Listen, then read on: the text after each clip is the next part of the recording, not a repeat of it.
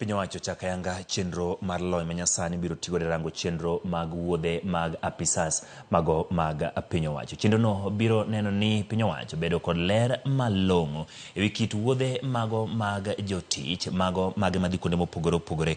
Ka jalup jatend piny Kenya Rigathi Gachagua kawuoyo kinde keto ayanga chenro ma kamano, wacho ni chenrono biro konyo e kedo gi tiyo arietha gi omenda mag jopiny. The Office of the President has introduced 2 advanced digital platforms which we are officially commissioning today. Foreign travel is one of the big line items in our budget which consumes a significant amount of financial resources.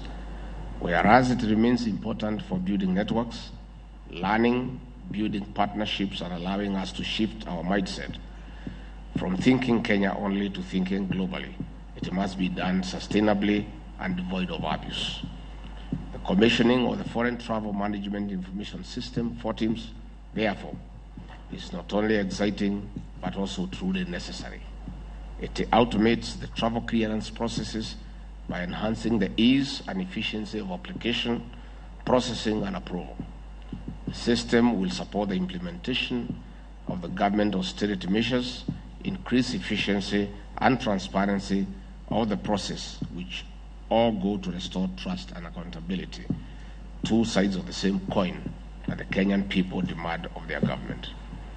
I am aware that plans are at an advanced stage to cascade the Foreign Travel Information System, FORTIMS, to each MDA for use in undertaking internal approvals.